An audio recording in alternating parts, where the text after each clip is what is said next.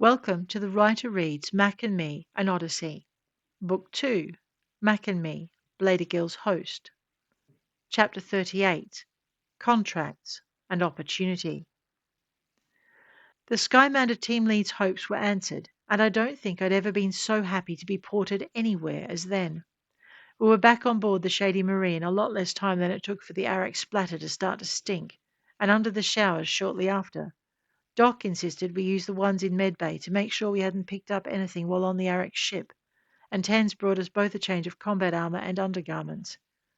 Skymander requests your presence at your earliest convenience, he told us, and I guess Mac interpreted that the very same way I did, because we were both in the control center 5 minutes later.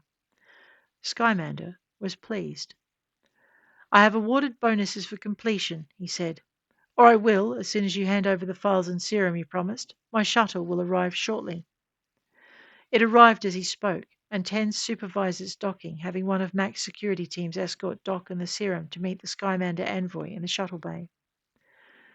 You're welcome aboard, Doc told him, as Mack and I watched the meeting on a secondary screen. Skymander waited patiently on the main screen, although I was certain he too watched the exchange, right down to when his men verified the serum for what it was. Thank you, but we are under orders to return in time shortest, the envoy said, and Doc stepped back. If that is all? Thank you, Doctor, and the envoy wheeled about and returned to the shuttle.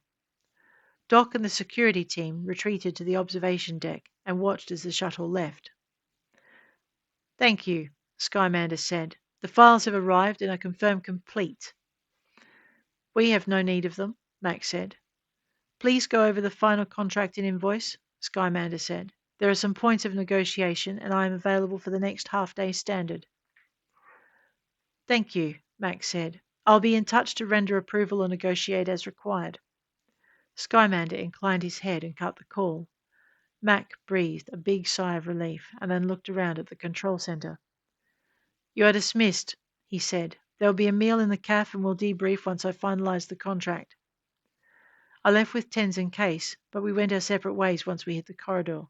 For a moment, I felt at a loose end, but I headed for the cafe and food, figuring it might be a good idea to eat.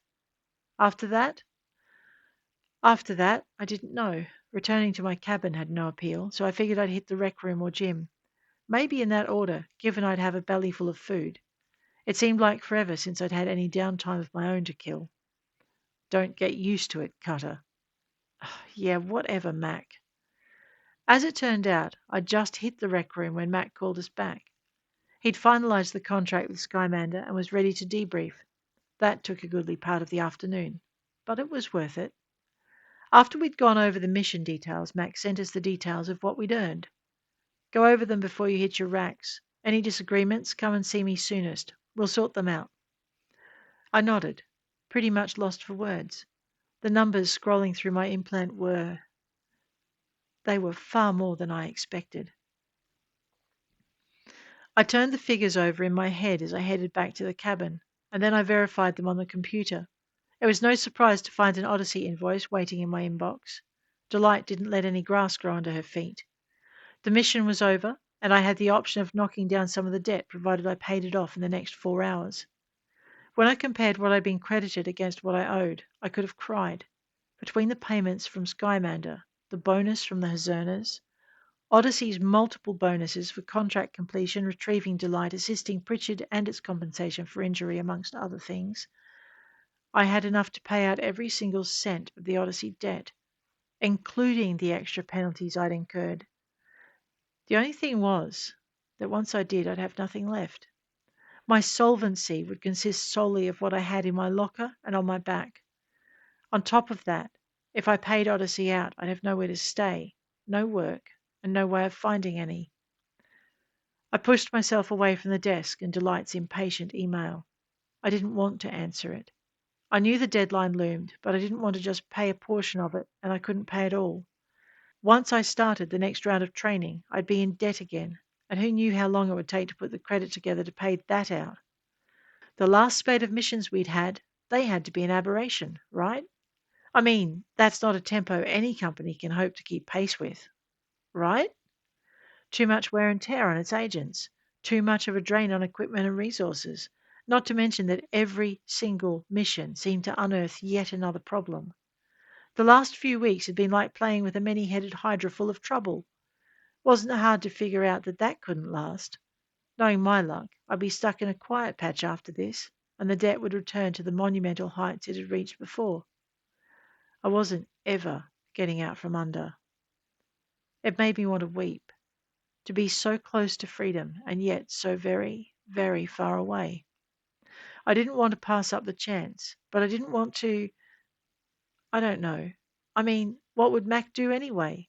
It wasn't like he tossed me out the nearest airlock. Cold-blooded murder wasn't quite his style. And therein lay the dilemma. I didn't want to owe Mac, not in the same way I owed Odyssey. I wanted to choose my own path. I sighed, and I was just going to have to knuckle under and do as Odyssey bid. It wasn't like I could hold them off until I got to the next port. Delight's email was very explicit regarding when the payment was due and when the next payment could be made. I sighed again. I could always run again. Sure, I'd be a lot poorer, but at least it was within reach. You'd be a lot deader, too. Mac's voice rolled over me, and I jolted out of my seat and 2 steps away from it before I got a hold of myself. He was leaning on the doorframe to my cabin, having opened the door without me noticing.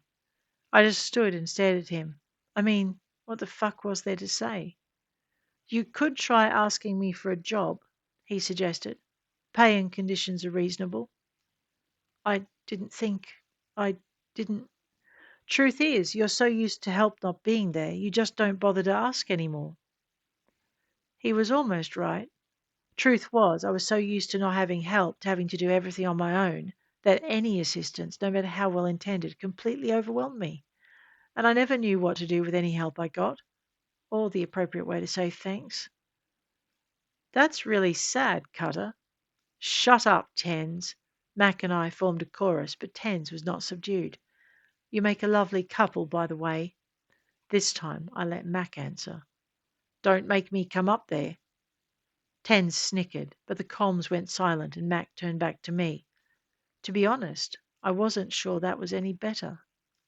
Well, Mac said, and I did what I did best. So, do you? Do I what? Have any vacancies on crew? Mac looked at me and then smirked. I have a great position in bio, he said. The recycling tanks need constant cleaning. It wasn't exactly the offer I was expecting, and I stared. The smirk faded from Mac's face. That was a joke, Cutter. I always have vacancies for folk like you. Like me? And the smirk came back. Shit for brains troublemakers. Well, if you put it like that, I said, and couldn't help asking, is there a contract? Do you want one? I didn't know, so I didn't answer, but Mac waved me toward the computer. Give Odyssey their money before your time runs out. Chance like this doesn't come along very often. But I won't be able to pay you, I whispered, and he scowled. Pay me for what? The room? Ammunition? You know? I pay for what we use on missions, Mac said. That way I have veto rights on what you can take along. Oh, well, that made sense. Mac made most control freaks look easygoing. Hey, and accommodation? It's part of the running cost of this kind of ship, he said. I pick my personnel, house them, transport them, and feed them. It's part of the price of making sure they're available when I need them to be. What if they want to leave? They ask, Mac said. If I can afford to spare them, they get a break. Just like that? Yeah, Cutter, just like that. I'm not as much of a control freak as I seem. What if they don't come back? Then I retrieve them. Huh, so much for him not being a control freak. Even if they don't want to return? In that case, I leave them until I can't do without them. But you'll still go to find them. Yes, Cutter. Each and every time.